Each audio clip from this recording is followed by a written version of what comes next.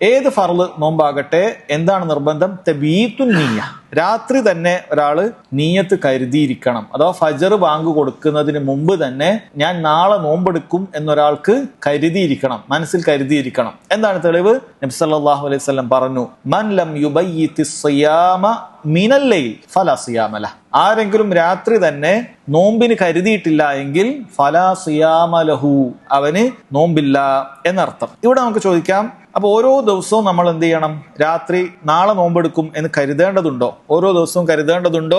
പണ്ഡിതന്മാരിൽ ചിലർ പറഞ്ഞു ഓരോ ദിവസവും കരുതേണ്ടതുണ്ട്. അഥവാ സുബഹിക്ക് മുമ്പ് തന്നെ ഞാൻ നാളെ നോമ്പെടുക്കും എന്ന് കരുതേണ്ടതുണ്ട്. എന്നാൽ ഒരാൾ അത്താഴത്തിന് എഴുന്നേൽക്കുന്നുണ്ട് എങ്കിൽ അത് തന്നെയാണ് അയാളുടെ കരുതൽ. ഒരാൾ അത്താഴത്തിന് എഴുന്നേറ്റ് അത് തന്നെയാണ് നീയത്ത്. കാരണം എന്തിനാണ് നീയത്ത്? അയാൾ അത്താഴത്തിന് എഴുന്നേറ്റ് നോമ്പെടുക്കാൻ, അത് തന്നെയാണ് നീയത്ത്. അല്ല അതിനപ്പുറത്തേക്ക് നമ്മൾ ഒരു മിനിറ്റ് മൗനം പാലിച്ച് അങ്ങനെ ചിന്തയിൽ കൊണ്ടുവരേണ്ട ഒരു ആവശ്യമില്ല. ഒരാൾ നാളെ നോമ്പെടുക്കണമെന്ന് ഇന്ന് രാത്രി ഒരാളുടെ മനസ്സിലുണ്ട്, നാളെ നോമ്പാണ്, അത് തന്നെ മതിയായതാണ്. ഇതൊരു വിഭാഗം പണ്ഡിതന്മാരുടെ അഭിപ്രായമാണ്. വേറൊരു വിഭാഗം പണ്ഡിതന്മാർ പറഞ്ഞത് ഒരാൾക്ക് റമളാനിന്റെ ആദ്യത്തെ ദിവസത്തിൽ തന്നെ മതിയാകുന്നതാണ്. ആദ്യത്തെ ദിവസത്തിൽ തന്നെ ഞാൻ ഈ മാസം നോമ്പെടുക്കാൻ നിയ്യത്താക്കിയിട്ടുണ്ട് എന്നൊരാൾ തീരുമാനിച്ചു കഴിഞ്ഞാൽ അത് തന്നെ മതിയായതാണ്. ഓരോ ദിവസവും അങ്ങനെ ചിന്തിച്ചിട്ടില്ല എങ്കിലും അത് മതിയായതാണ്. എന്നാൽ അതിനിടയിൽ എപ്പോഴെങ്കിലും അയാളുടെ നോമ്പ് മുറിക്കേണ്ട ഒരവസ്ഥ വന്നാൽ ഒഴികെ, അഥവാ ഇപ്പോ ആദ്യത്തെ തന്നെ ഒരു നോമ്പ് ഈ മാസം മുഴുവൻ നോൽക്കുമെന്ന് നിശ്ചയിച്ച തീരുമാനിച്ച ഒരു സ്ത്രീ, അവൾക്കൊരു 10 ദിവസം അല്ലെങ്കിൽ 15 ദിവസം കഴിഞ്ഞപ്പോൾ ഹൈലുണ്ടായി, അപ്പൊ 6 7 ദിവസമൊക്കെ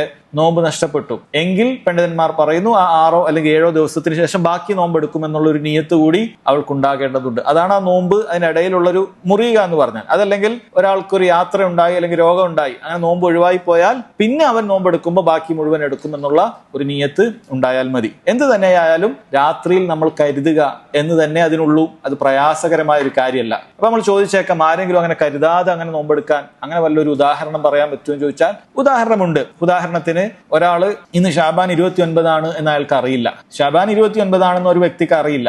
അയാൾ രാത്രി നേരത്തെ കടന്നുറങ്ങി, ഏഷ കഴിഞ്ഞപ്പോ തന്നെ ഉറങ്ങി. അന്ന് മാസം കണ്ടത് അറിയാൻ കുറച്ച് വൈകി, ഒരു 9-10 മണിയൊക്കെ. നമുക്ക് ഒരുപാട് അങ്ങനെ അനുഭവം ഉണ്ടായിട്ടുള്ളതാണ്. 9 മണിക്കൊക്കെയാണ് നമുക്ക് വിവരം കിട്ടിയത് മാസം കണ്ടിട്ടുണ്ട്, ഇന്ന് സ്ഥലത്ത് സ്ഥിരീകരിച്ചിട്ടുണ്ട് എന്ന് പറഞ്ഞ് ഇയാൾ നേരത്തെ ഉറങ്ങി. ഇയാൾ ഫജറിന് ശേഷമാണ് എഴുന്നേൽക്കുന്നത്, ഫജർ ബാങ്ക് കൊടുത്തിട്ടാണ് എഴുന്നേൽക്കുന്നത്. ഫജർ ബാങ്ക് കൊടുത്ത് പള്ളിയിൽ എത്തിയപ്പോ ആൾക്കാർ പറഞ്ഞു, രാത്രിയാണല്ലോ, ലേറ്റ് ആയിട്ടാണല്ലോ മാസം കണ്ടത് നോമ്പ്. അപ്പൊ അയാൾ അതുവരെയും നോമ്പ് മുറിക്കുന്ന ഒരു കാര്യം ചെയ്തിട്ടില്ലെങ്കിൽ പോലും ഫർള് നോമ്പ് അപ്പോൾ അയാൾക്ക് പിന്നെ എടുക്കാൻ സാധിക്കുകയില്ല എന്നർത്ഥം. അയാൾക്ക് എന്ത് ചെയ്യണം? ഫജറിന് മുമ്പ് തന്നെ നാളെ നോമ്പ് എടുക്കണം എന്നുള്ള ചിന്ത വേണം. കാരണം ഇയാൾക്ക് അങ്ങനെ ഒരു ചിന്ത ഉണ്ടായിട്ടേ ഇല്ല. അയാൾ പണ്ഡിതന്മാർ അയാൾ പറയണം നാളെ നോമ്പാണെങ്കിൽ എനിക്ക് നോമ്പ് എന്ന് നിയത്തിലാണ് അയാൾ ഉറങ്ങിയിട്ടുള്ളത് എങ്കിൽ അത് കുഴപ്പമില്ല. പക്ഷെ അയാൾ അങ്ങനെ ഒരു നോമ്പാകുമെന്നൊരു ചിന്തയെ ഇയാൾക്ക് ഉണ്ടായിട്ടില്ല. കാരണം ഇത് ഷാബാൻ 29 പോലും ഈ സാധുവിന് അറിഞ്ഞിട്ടില്ല. അങ്ങനെയുള്ള ഒരാൾക്ക് അത് സംഭവിക്കും. അങ്ങനെയുള്ള ഒരാൾക്ക് സഹോദരങ്ങളെ സംഭവിക്കും. അതുപോലെ ചില ആളുകൾക്ക് മാസം ഇവർ അറിഞ്ഞിട്ടില്ല, പിറ്റേന്ന് രാവിലെ ആയപ്പോഴാണ് പറയുന്നത് മാസം കണ്ടിട്ടുണ്ട്, എല്ലാവരും നോമ്പെടുത്തിട്ടുണ്ട്. അപ്പൊ ഇയാള് നോമ്പെടുത്തിട്ട് അയാൾക്ക് ആ കേട്ടറിഞ്ഞത് മുതൽ അയാൾക്ക് എന്ത് ചെയ്യാൻ സാധിക്കില്ല, അന്നത്തെ ദിവസം നോമ്പെടുക്കാൻ സാധിക്കില്ല. അത് വേറൊരു ദിവസം നോമ്പ് നോറ്റ് വിട്ടേണ്ടി വരും. അപ്പൊ അങ്ങനെ ഒരു കാര്യം അതിലുണ്ട്.